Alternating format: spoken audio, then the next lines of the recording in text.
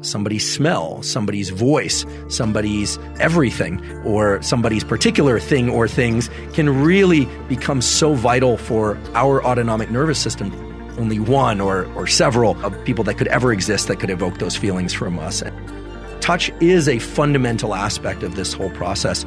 Positive delusion is predictive of long-term attachment. Our brain circuitry is literally getting tuned up such that individual that we happen to be attached to.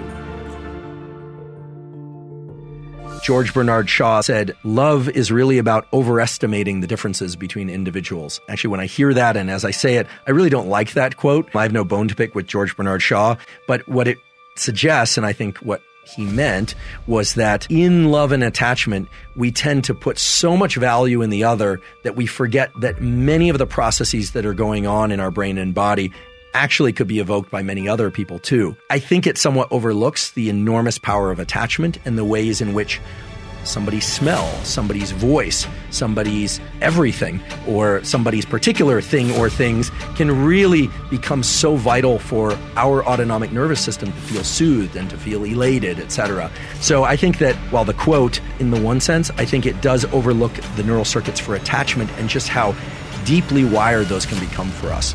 So I will balance that quote with an enormous number of other quotes. There's really only one or several of people that could ever exist that could evoke those feelings from us. And of course, you can find these things all over the place in music and poetry and writing.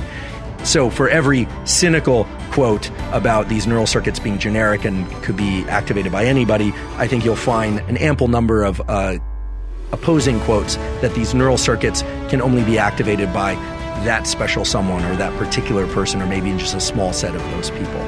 Desire, love, and attachment are three separate phases of what we call romantic relationships that typically, not always, but typically desire tends to come first or falls in the early phase. That the process of romantic/sexual interactions doesn't necessarily have to be sex itself, but certainly something that involves intimacy of some kind, right, and generally touch of some kind, eventually transitions into what we call love, which eventually transitions into what we call attachment. And I should just mention touch, because touch is a fundamental aspect of this whole process. There's an article, a research article, I should say. This is a study that explored what brain areas and what body areas are activated by specific forms of attachment and social touch. And what they found, not surprisingly, is that the areas of the brain that are associated with touch, the somatosensory areas, but more interestingly, the insula cortex are strongly activated by touch. So touch and the amount of touching and proximity and skin contact are feelings about what's going on inside us and at the surface of our skin with events external. That's not as essential as just understanding that the insula is the place in which we start to take our experience of our internal landscape, attach that to our perceptions of the external landscape, and then assign that a value or assign that some sort of interpretation. And positive delusion is predictive of long-term attachment. What do we mean by positive delusion? Positive delusion is the contradiction of that George Bernard Shaw quote. It's the belief that only this person can make me feel this way.